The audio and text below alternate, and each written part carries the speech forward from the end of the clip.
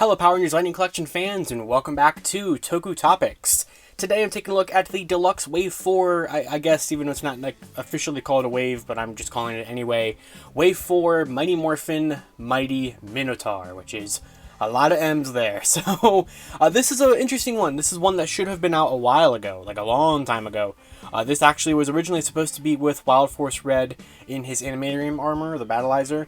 That was how this was supposed to go, and then they, I think, especially at this point, canceled that figure, replaced it with the Rita, which goes along with this this guy released at the same time. I don't have Rita yet, because Amazon has not stocked her yet, but Amazon has stocked the Minotaur figure. So if you'd like to pick up Minotaur, there will be an Amazon affiliate link for it in the description below, which if you use that, it helps out the channel. So that's always appreciated. And this is a really cool release. It's also kind of bittersweet because as of right now, it is our final monster release of the Lightning Collection before we go on the hiatus. So this is, like I said, pretty bittersweet, but this goes very nicely to have with Snizzard, to have the two monsters from Once and Always, which honestly I think it's not really that Once and Always impacted the idea of doing this. I think Snizzard and Minotaur being the next two monsters actually impacted them appearing in Once and Always. I think the Lightning Collection idea came first. So this is a really cool package. Of course, it's a little bit different than some of the deluxe figures in the past, where you have like this black accents and stuff to it, because it's supposed to not necessarily be a remastered release, but it kind of fits into sort of that sort of art style, because obviously this isn't a remastered Minotaur, this is our first Minotaur, but you have kind of like that black accents to it and some of the 30th anniversary elements, which is really nice. So you have the render here, love the artwork right there a lot. On the side, the artwork continues, and I really do like how that looks. And then you have the Power Rangers 30th anniversary logo, which I quite like. On the other side, you get the same kind of like nice rainbow pattern or whatever that is on the remastered boxes, which is why this is kind of like a remastered release. And you get the Power Rangers 30th anniversary logo. And then of course here is the Mighty Minotaur on the back and everything that he comes with. He's 8.2 inches, so of course he's going to tower over Rangers as these monsters typically have. But let's go ahead and take a look at the Mighty Minotaur. Alright, so here is the Mighty Minotaur out of the box with everything that he comes with.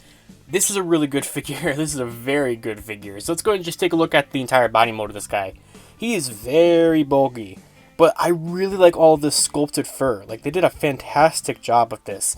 And I love the, like, metallic silver paint pieces there. You do get this really nice metallic shine, like, kind of wash on the gauntlets, which I really like this. Like, it's just really well done.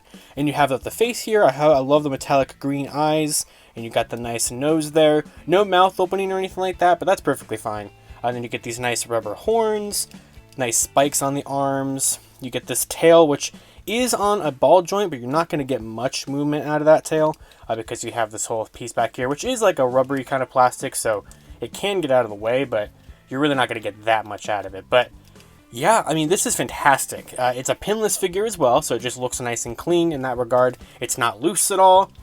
I'm very impressed with this. This is a fantastic Lightning Collection Monsters release, and I'm really happy that they did this for a monster that I don't really have too much of an attachment for. I'm assuming that they picked him because in the show he was the first monster fought with the power weapons, so I think that's why they picked him, because you know that's pretty important. So if that's the case, that's cool. I know that he was a classic monster from the earlier days of Mighty Morphin. I know we got a Bandai figure back in the day in the Evil Space Aliens line, so it's cool for him to get a figure here in the Lightning Collection, and it's really good. Like, there's just really not much else for me to say about it. I'm just impressed with it entirely. Like, all the joints are all nice. You still get really good articulation. You don't get as much head movement as you might want, just because of this collar piece. But you know, it's obviously in there. But yeah, I mean, everything here is, like, it feels good, it feels tight. Like, this is a very good quality figure. No quality control problems, nothing that's, like, too loose, nothing that I think is going to break, nothing's missing. Like, it's great. And it's, you know, bittersweet that we're going to end the Lightning Collection Monsters line on such a cool release. You know, that, you know, it always feels like here at the end that they were really figuring things out. And the same thing with the Rita Repulsive figure that I don't have yet. I've seen pictures of that, and that thing looks literally perfect. So, like, it's a shame. It really is a shame. But Minotaur is fantastic. His accessories, of course, are as well. So you get this mace, which is just this nice kind of reasonably-ish sharp. It's not rubber there. It's not, like, super pointy or anything like that. But, you know, it has a little bit of a point to it. So you get this nice mace. You get this really nice looking shield, which is easy to put in his hand because it just like slots in there. You don't have to like try to grip the hand around a handle, which is very much appreciated. But I love the texture detail in here. You get a lot of like nice molded scratches and stuff, and that same kind of metallic silver sort of little paint wash that you have on some of his armor. So it blends in very well, and I like that quite a bit.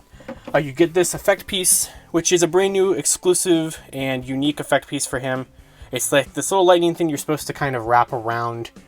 I don't think it necessarily matters, but you're supposed to kind of wrap it around his horns. Something like, kind of like that. It's a kind of a weird one. And it's just one of those ones where they kind of seem like they're like, oh, I guess we got to include the lightning effect piece. How do we do it? And that's kind of how they did it. So it's fine. But out of the box, you get this kind of, clawish hand, and you get a hand holding, or just a holding hand. So the swappable hands are a fist for his right hand, and then you get a weapon holding hand for his left. And then what's a really cool accessory that I wish the other figures in this line had for the monsters is that you actually get a little Finster clay model of Minotaur, which is so cool. And this goes really nicely with the Finster figure who had the putty molds. So I think that's a really fun little detail. And he can stand on his own. Very tiny little figure. We'll put him over there. But that's pretty much it with Minotaur. He's a fantastic release, and I can highly, highly recommend him.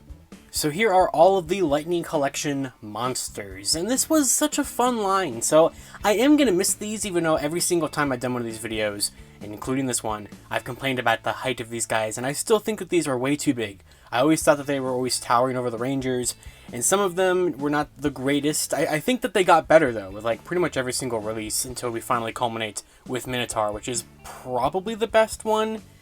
Maybe Snizzard. Like, Snizzard has become one of my favorite monsters because of Once and Always and everything like that. So, like, I don't know, it's kind of hard to say, but, like, we've come a long way from Keen Sphinx, which was the first one, and I think is probably the worst one, honestly. And then, we had Pumpkin Wrapper in Wave 1 of those monsters back in 2020, and then we had Eye Guy as a standalone release, Pudgy Pig as a standalone release, and a PulseCon release, and then we had the Deluxe Waves, where Deluxe Wave 1 gave us Prontus Head, Deluxe Wave 2 gave us Snizzard, and now Deluxe Wave 4 finishes it out with Minotaur.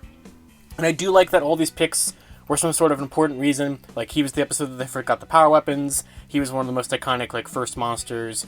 That's Bryan Cranston, I guess. Pudgy Pig's iconic. Pumpkin Wrapper's iconic. Eye Guy is just a weird, fun one. Season 2, Prontus Zed's first monster. So, like, this was a fun little lineup. I wish we would have gotten more of these guys. I really would have wanted, like, Shell Shock.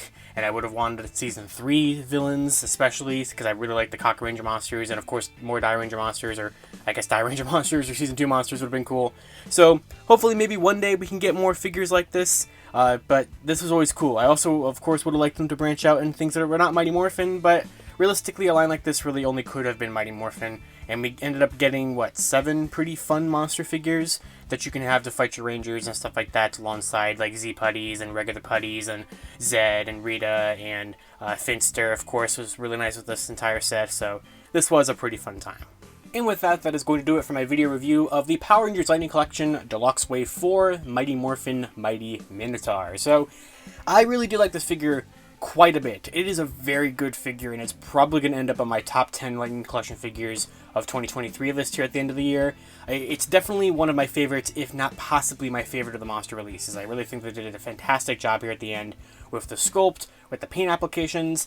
I really do like how this looks. Like, for a monster that I don't really particularly care about, I know why he's somewhat important to the franchise's history, and I get kind of why they picked him, but he's still kind of a little weirder of a monster to, like, I guess have a lot of nostalgia for. So, I do like how this figure turned out quite a bit, and I can highly recommend it to your Lightning Collection, especially as the last monster release that we're getting, at least as of right now. So, like I said, once again, there will be an Amazon affiliate link to this in the description below if you'd like to pick it up. I don't know when I'm going to get his Wave Mate, which is the amazing looking Rita Repulsa figure that they just released, so I can't wait to get that. I don't know when I'm going to get that figure, but I definitely will be taking a look at that whenever that shows up. And that is going to do it. So, of course, until next time, you guys can follow me on Twitter at LivingRangerKey or at LightningFigPR, and I will see you all later. To wrap up this video, I'd like to thank my $5 and above patrons: Jurassic Samurai, Robert Browning, Static Thunder, Brendan Overland, Maji Yellow, MCPC Studios, Comics 1017, James Darty, Eric Berry, Matthew Thorne, Josh Landry, CBT Tesla, Cross SCV, Caboose Ed, Socket Monsters, Anthony Love, Daniel Pika, Hella Geo, Thrasher, Jesus Prime, Uni Warrior Thomas, and Lewis Carnes. You can support Toku Topics for as little as $1 a month on my Patreon, linked in the description below.